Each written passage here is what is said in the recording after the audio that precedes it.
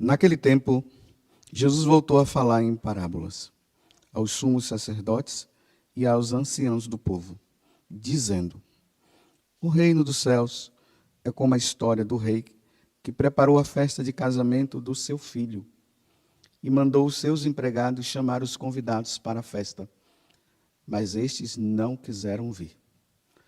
O rei mandou outros empregados, dizendo: Dizei aos convidados: Já preparei o banquete, os bois e os animais cevados já foram abatidos e tudo está pronto. Vinde para a festa. Mas os convidados não deram a menor atenção. Um foi para o seu campo, outro para os seus negócios. Outros agarraram os empregados, bateram neles e os mataram. O rei ficou indignado e mandou suas tropas para matar aqueles assassinos e incendiar a cidade deles. Em seguida, o rei disse aos empregados: A festa de casamento está pronta, mas os convidados não foram dignos dela. Portanto, ide às encruzilhadas dos caminhos e convidai para a festa todos os que os encontrardes. Então os empregados saíram pelos caminhos e reuniram todos os que encontraram, maus e bons. E a sala da festa ficou cheia de convidados. Quando o rei entrou para ver os convidados, observou ali um homem que não estava usando traje de festa. E perguntou-lhe: Amigo, como entrastes aqui sem o traje de festa? Mas o homem nada respondeu.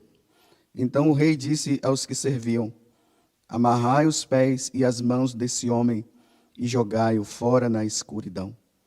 Ali haverá choro e ranger de dentes, porque muitos são chamados e poucos são escolhidos.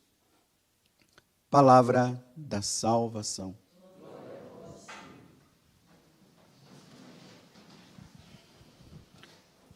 Que as palavras do Santo Evangelho perdoem os nossos pecados. Vocês veem que Jesus ele está retomando as parábolas. Nós já estamos no capítulo 22 do Evangelho de São Mateus.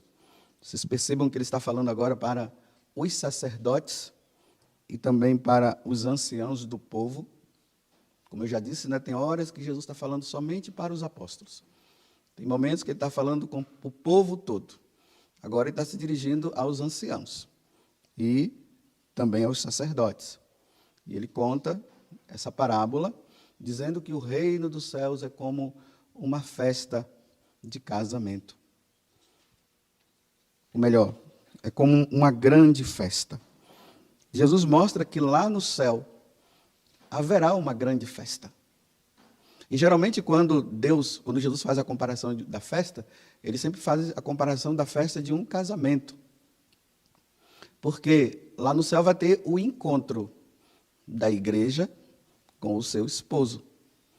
Então, a igreja se encontra com Jesus e lá no céu vai ter uma festa para sempre. Então, Deus agora, ele está convidando o povo para essa festa. Vamos lá, olha, sai chamando por aí. E uma decepção, aqueles que são convidados acabam não querendo ir, porque estão agarrados às coisas desse mundo, aos bens materiais desse mundo. Nunca tem tempo, vocês já perceberam, né? Que tem muita gente que não tem tempo para Deus. Não tem tempo para as coisas de Deus, tem tempo para tudo, menos para Deus. Então, o que é que Deus faz? Olha, então, separa. Aqui fala até que manda matar tudo. E depois, vamos convidar então aqueles que não foram convidados. E justamente aqueles que não foram convidados antes e foram convidados agora, eles se abrem. E aqui vai falando da conversão das pessoas, né? Porque, na verdade, Jesus está falando para aqueles anciãos: olha, vocês foram convidados primeiros e vocês não quiseram. Então, se vocês não querem, você vê como é que Jesus fala indiretamente para que eles possam pensar que Jesus esteja falando para eles mesmo? É para eles que Jesus está falando, eles não quiseram. Então, vamos pegar o povão, vamos pegar os pagãos, vamos chamar aqueles que não querem, que não queriam saber. E são justamente esses que acabam indo. Agora aqui tem um detalhe, e é nesse detalhe que nós precisamos nos deter diante dessa parábola. Imagina, né? Está tendo uma festa, o dono da casa dá uma olhada assim, de repente ele vê uma pessoa lá que está com uma roupa diferente. Mas que história é essa? Por que essa questão da roupa diferenciada?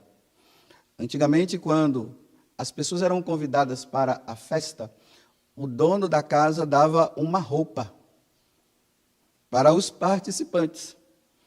Então, aquele dali não recebeu. Entrou de penetra. Ele não podia estar lá. Aí, o dono da festa olha para ele, ainda chama ele de amigo, e diz assim: amigo, como foi que você entrou aqui se você está sem o traje? Que história é essa? Aí ele fica calado, porque ele sabia que ele estava errado. O que é que ele tinha o que dizer nesse momento? Porque realmente ele estava sem a roupa. Então aí vem a recompensa, né? Olha, amarra esse homem. Joga ele na escuridão. Mais uma vez, está vendo Jesus falando da questão do inferno, está vendo? Amarra ele, joga na escuridão, e lá haverá choro e ranger de dentes. Haverá choro e ranger de dentes para aqueles que não estiverem com o traje novo. Então vamos entender. Como é que uma pessoa ela se torna cristã? Como é que ela se torna católica? Ela é um pagão que de repente se encontra com Deus e resolve entrar no caminho. A primeira coisa para que ela possa entrar, ela precisa ser batizada. E aqui nós vamos relembrar, né, o nosso batismo. Depois que a pessoa ela é batizada, porque antes do batismo, a pessoa é chamada a fazer uma renúncia. A renúncia ao diabo. A renúncia a tudo aquilo que é mal. Renúncia ao pecado. Renúncia às falsas religiões. Essas são as perguntas que o sacerdote faz à pessoa que vai ser batizada. Depois que a pessoa faz isso, faz essa renúncia, ela é convidada a professar a sua fé. Agora sim, uma vez que renunciou ao pecado, renunciou ao demônio, renunciou a tudo aquilo que nos afasta de Deus, ela é convidada a professar a sua fé. Então agora eu creio sim, eu creio em Deus Pai Todo-Poderoso, Criador do céu e da terra, e em Jesus Cristo, seu único Filho, nosso Senhor. Eu creio na Igreja Católica, Apostólica, Romana, e aí vai falando. Aí pronto, agora a pessoa está pronta para ser batizada. Ela é batizada, eu te batizo, José Augusto, em nome do Pai, do Filho e do Espírito Santo. Aí ali, no batismo, a pessoa recebe uma veste nova. Por isso que a criança que foi batizada, os padrinhos respondem por ele, e os pais também. Ou quando a pessoa é adulta, ela vai com aquela roupa branca. Aquela roupa branca não é para ficar indicando que a pessoa vai ter paz no coração. Não é isso, não. Aquela veste branca é para relembrar que João ele viu uma multidão diante de Deus lá no céu, e eles estavam com uma veste branca. A veste do pecado é uma veste suja. A veste do pagão é uma veste suja. Então ele precisa trocar aquela veste por uma veste nova. Agora dá para compreender o evangelho. Para entrar no céu, não pode entrar com a veste suja. Então no dia do batismo, veja o que é falado. Por exemplo, vou colocar meu nome, né? Para não ficar também, de repente, alguém pode se ofender falando o nome, né? José Augusto, você nasceu de novo. No batismo é um novo nascimento. Você nasceu de novo e se revestiu do Cristo. Olha, a simbologia da veste nova. Nós nos revestimos de Cristo. Tanto que São Paulo fala isso, que nós devemos nos revestir de Cristo. Por isso, traga esta veste batismal. Que seus pais e padrinhos os ajudem para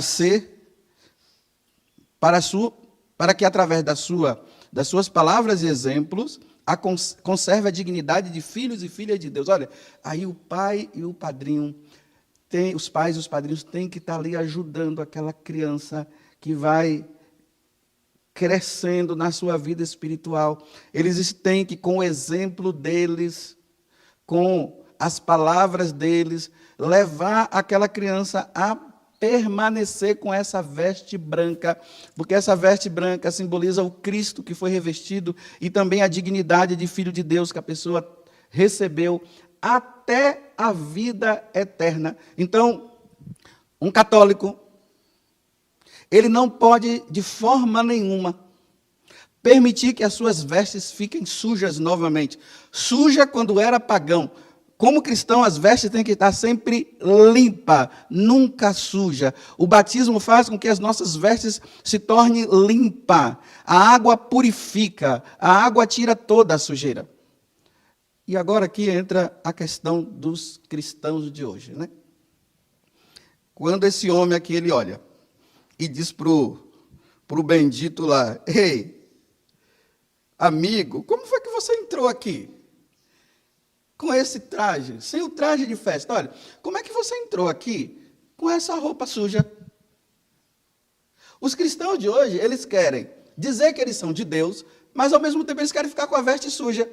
Eu sou de Deus, mas vivo no pecado, mas eu continuo fazendo as coisas erradas. Mas, afinal de contas, Deus conhece meu coração. A misericórdia de Deus é muito grande. Você acha que Deus vai permitir que eu seja lançado nas trevas exteriores, aonde haverá choro e ranger de dentes? Não, Deus é meu amor, Deus me compreende. Eu posso sim viver assim, não tem problema. E no final, eu vou participar do grande banquete lá na eternidade. Rapaz, eu fico assim admirado com a fé dessas pessoas. Eu não tenho essa fé, não.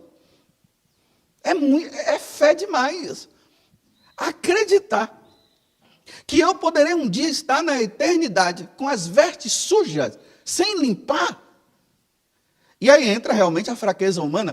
Por isso que entra o confessionário agora, porque o batismo é um só, não pode ter 2 nem 3 batismos, o batismo é um só. Ali, no batismo, nós recebemos a dignidade de filho de Deus, nós voltamos à inocência de como Adão e Eva eram lá no paraíso, sem o pecado. Ele nos limpa, mas nós ficamos com a inclinação a errar. Então, por essa inclinação, nós temos que estar atentos, vigiar e orar para não cair na tentação. E aí nós vamos lutando quando acontece diante de uma fraqueza. Meus irmãos, não é sem vergonhice, é fraqueza. Pode ser que, diante de uma fraqueza, aquele homem ou aquela mulher acabem adulterando. Diante de uma fraqueza, sabe lá como, eu acabo roubando. Então eu me sujo. Diante de uma situação lá, eu acabo matando. Sei lá. E aí eu tenho que ir, porque minha roupa ficou suja de novo, eu tenho que voltar. A roupa tem que ficar limpa de novo, as vestes deverão ficar limpas. Busca-se um sacerdote, porque é no confessionário que se recebe o perdão dos pecados após o batismo. Antes do batismo, o perdão dos pecados acontece no batismo. Depois do batismo, o perdão dos pecados acontece no confessionário. É no confessionário que acontece o perdão. Sem o confessionário não tem não. Então a roupa sujou, limpa logo. Como eu falei ontem, né? Porque a hora pode estar chegando. Dom Bosco, ele falava muito isso. Meus filhos, limpem, estejam sempre limpos. Cuidado, meus filhos, com o pecado, porque vocês não sabem a hora. E Deus poderá vir te chamar e vocês irem para o inferno. Dom Bosco falava assim. Então a nossa roupa, ela não pode. Então tá bom. Eu repito, não por sem vergonhice, porque tem pessoas que estão pecando por sem vergonhice. Eles vão e pecam mesmo e dizem assim, depois lá no céu, Deus vai me perdoar. Isso se chama presunção, pecado de presunção. A pessoa acha que não tem problema, ela entra na soberba, no final tudo vai terminar bem, tudo vai terminar bem. E não se preocupa em limpar. Aí a pessoa vai, né? Ela morre, a alma vai diante de Deus, e ali está a questão, meus irmãos. É como esse homem aqui, a alma vai suja. Quando eu peco, eu me torno inimigo de Deus quando eu peco. A minha alma, ela fica suja. Vocês não veem, só Deus vê. Só Deus enxerga. Alguns santos falam que a nossa alma fica fedida, é uma imundície que fede, mas nós não sentimos, nós não cheiramos. Deus vê isso. Então a alma, ela vai suja. Aí ela chega lá suja, aí Deus olha para ele e diz assim: ei, você não está com a veste limpa? O que aconteceu? Meus irmãos, o que nós iremos dizer diante de Deus? Vamos justificar? Você viu que o cara que ficou calado? O que nós iremos dizer na hora do nosso julgamento, quando nós formos diante de Deus? Nós vamos justificar o quê? Nós vamos dizer assim: ah, Senhor, o Senhor sabe, né? Era meu coração, o Senhor sabia do meu coração. Ah, Senhor, o Senhor sabia que era minha fraqueza, mas não lutou, né? Ah, Senhor, o Senhor sabe, né? Todo mundo fazia, eu também fiz. É isso que você vai falar? É isso que eu vou falar? Meus irmãos, diante de Deus não se tem o que falar. Nós já vamos, do jeito que nós vivemos aqui em São Bernardo de Claraval, que nós estamos celebrando no dia de hoje, ele dizia isso, que quando uma alma, ela vai, se ela vai na graça de Deus, ela leva essa veste limpa dela diante de Deus, ela vai do jeito como ela viveu aqui. Se ela vai no pecado, se ela vai na desgraça do pecado, ela vai com a desgraça do pecado diante de Deus, e ali recebe a sentença: vinde, bendito de meus pais, do meu pai. Ou ele vai dizer: afastai-vos de mim. Que é o que está dizendo aqui. Amigo, o que você está fazendo aqui? Gente, você imagina Deus, eu chegar diante de Deus e Deus dizer assim: Paz Augusto, o que você está fazendo aqui? Sai daqui, vai embora. Aqui não. Mas, Senhor, misericórdia, aqui não. Vai embora. Para onde? Amarrai os pés e as mãos desse homem e jogai-o na escuridão. Ali haverá choro e ranger de dentes eterno. Sofrimento eterno, porque sujou a sua roupa aqui e era para ela estar limpa. Termino fazendo uma pergunta: a tua roupa está suja ou está limpa? Até quando você vai permanecer com essa roupa limpa? Suja, melhor dizendo. Até quando você vai permanecer com essa roupa suja? E você que está com a roupa limpa, permaneça com ela. Porque nós não sabemos nem o dia e nem a hora. Ó Virgem Santíssima, não permitais que eu viva e nem morra em pecado mortal. Em pecado mortal eu não hei de morrer, porque a Virgem Santíssima há de me valer. Valei, Virgem Maria ou Virgem Santíssima.